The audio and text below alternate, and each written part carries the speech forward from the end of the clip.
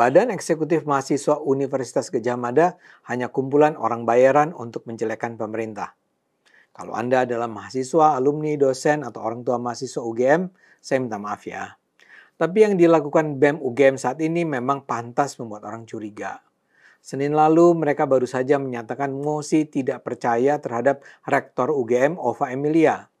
Yang buat orang curiga bukan soal mosi tidak percayanya. Tentu saja boleh-boleh saja para mahasiswa mengecam rektornya. Tapi isi dan alasan mosi itu yang sangat mengherankan, bahkan memalukan. UGM ini kan salah satu perguruan tinggi terbaik di Indonesia. Kita kan bayangkan lulusan UGM ini akan menempati posisi-posisi strategis di Indonesia. Jokowi sendiri kan lulusan UGM. Tapi kalau kita lihat apa yang dilakukan UGM saat ini, sangat mengkhawatirkan. Tak terlihat tanda-tanda mereka itu pintar. Mereka terkesan asal-asalan, betul-betul berkelas rendah. Saya ceritakan dulu deh apa yang terjadi. Saat menyerahkan mosi tidak percaya itu, Ketua BEM UGM, Tio Ardianto bilang mosi tersebut dibuat karena situasi dan kondisi Indonesia sedang tidak baik-baik saja. Dia bahkan mengatakan Indonesia itu sedang dalam keadaan bahaya dan mengarah pada kehancuran. Kami ingin UGM menyelamatkan rakyat, ujar Tio. Masalahnya, kata Tio, Rektor UGM enggan mengakomodasi tuntutan mahasiswa.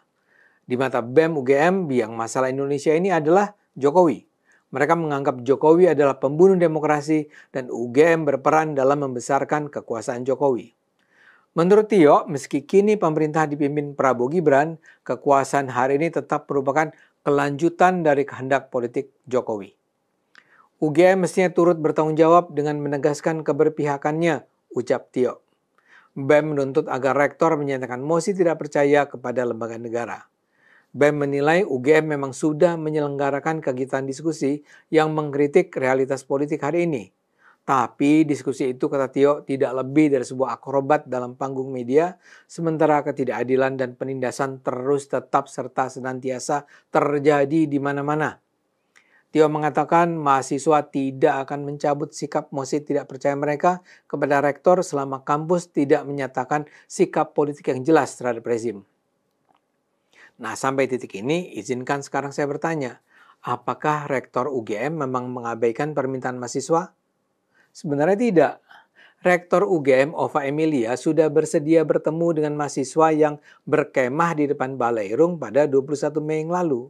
Rektor UGM mendengarkan permintaan mahasiswa dengan didampingi jajaran rektorat. Di saat itu, mahasiswa menyampaikan 9 tuntutan.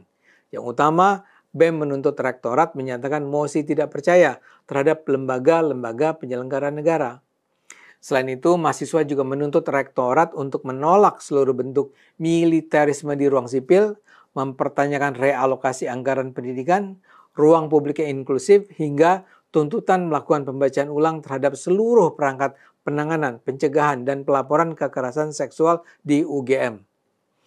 Dalam acara itu, mahasiswa meminta Bu Ova memberikan tanggapan. Rektor UGM pun menanggapi semua tuntutan mahasiswa satu per satu. Tapi nampaknya yang menjadi isu terbesar adalah tuntutan pernyataan mosi tidak percaya kepada lembaga negara. Menurut Ova, institusi pendidikan tidak dalam posisi bisa menyatakan mosi tidak percaya. Dia merasa menyampaikan mosi tidak percaya saat ini tidak tepat. Namun, kata rektor lagi, UGM akan tetap mendorong pemerintah untuk menjalankan pemerintahan yang jujur, bersih, dan berpihak pada kesejahteraan masyarakat. Adu pendapat antara rektor dan mahasiswa berjalan alot. Tapi setelah lebih dari 2 jam, Ova beserta jajaran rektorat meninggalkan lokasi. Mahasiswa yang tidak puas memaksa agar diskusi terus dilakukan. Aliansi mahasiswa terlibat aksi saling dorong dengan personel keamanan kampus. Mahasiswa juga sempat mengejar mobil-mobil dan melarang keluar lingkungan rektorat. Tentu saja kericuhan akhirnya bisa diatasi petugas keamanan. Dari pemberitaan media, saya tidak membaca bahwa soal Jokowi disebut. Jadi mungkin saja tuduhan terhadap Jokowi ini baru terpikirkan belakangan. Bagi Tio, respons rektor UGM tidak cukup karena penindasan dan ketidakadilan masih terjadi di berbagai tempat. UGM sebagai kampus kerakyatan punya tanggung jawab sejarah untuk menyelamatkan rakyat dengan cara menegaskan keberpihakannya, tutur Tio seperti dikutip media. Itulah gambaran tentang gerakan BEM seperti yang bisa saya kutip dari media. Kenapa saya mengatakan apa yang dilakukan adalah mencurigakan dan memalukan? Pertama-tama, adalah soal pernyataan mereka bahwa Indonesia sedang berada di ambang kehancuran. Izinkan saya bertanya, kehancurannya di mana? Bahwa korupsi masih banyak terjadi misalnya, siapapun akan setuju. Tapi di ambang kehancuran, untuk mendukung kesimpulan sedramatis itu, kaum intelektual di kampus seharusnya bersedia menunjukkan secara jelas apa yang dimaksudkan dengan pernyataan itu. Lantas, tuduhan bahwa Jokowi adalah pembunuh demokrasi dan UGM harus bertanggung jawab karena membesarkan Jokowi. Ini kan juga dangkal. Di mana letak pembunuhan demokrasi yang dilakukan Jokowi? Soal 9 tuntutan itu ya tentu saja biasa-biasa saja. Tapi kalau ke-9-9-nya hendak diagendakan, tidakkah mestinya ada hal-hal yang dianggap lebih prioritas dari yang lainnya? Bagaimanapun saya merasa yang menjadi tuntutan utama BEM adalah agar rektor mengeluarkan mosi tidak percaya terhadap lembaga-lembaga negara. Anda tidak perlu jadi cendekiawan untuk menganggap ini adalah tuntutan yang kekanak-kanakan. Lembaga negara mana yang harus dianggap tidak bisa dipercaya? Presiden, DPR, Mahkamah Konstitusi, Kementerian, Pemerintah Daerah, Kejaksaan, BPK, atau apalagi? Yang mana adik-adik BEM? Dan kenapa UGM harus tidak percaya pada lembaga-lembaga itu? Yang paling mendasar, kalaupun BEM tetap menganggap lembaga-lembaga negara itu tidak bisa dipercaya, mengapa mereka merasa bahwa rektor dan jajaran rektorat harus mengeluarkan mosi tidak percaya? Kalau Indonesia sedang dipimpin oleh seorang presiden seperti Soeharto yang luar biasa korup, zalim, otoriter, kita mungkin masih bisa paham bahwa universitas sebesar UGM harus bersuara. Tapi sekarang, apa alasan yang masuk akal untuk mendesak rektor dan timnya menyatakan mosi tidak percaya pada pemerintah? Mengapa BEM tidak bisa menerima fakta bahwa mereka berbeda pendapat dengan rektorat UGM? Kalau BEM mau mengeluarkan mosi tidak percaya, ya sampaikan saja sendiri. Kenapa mereka harus memaksa rektorat juga mengeluarkan mosi tidak percaya itu?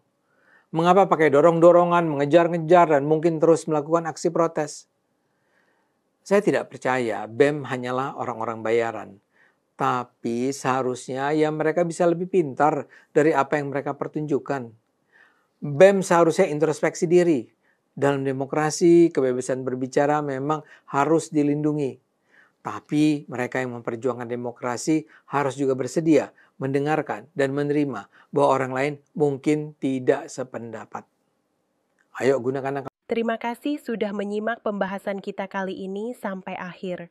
Semoga apa yang kami sampaikan bisa menambah wawasan dan membuka perspektif baru tentang isu-isu yang sedang berkembang.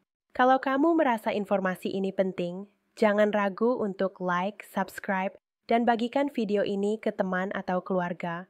Dukungan kamu sangat berarti untuk perkembangan channel Politik Pintar dan semangat kami untuk terus menghadirkan konten yang objektif dan mendalam. Ya, tulis pendapatmu di kolom komentar. Apakah kamu setuju, tidak setuju, atau punya sudut pandang lain? Politik bukan soal menang atau kalah, tapi soal memahami dan berpikir kritis bersama. Channel Politik Pintar akan terus hadir dengan analisis tajam, informasi terpercaya, dan pembahasan yang menantang cara kita melihat dunia politik. Sampai jumpa di video berikutnya dan ingat, berpikir kritis adalah langkah pertama menuju perubahan. Sampai ketemu dan salam cerdas.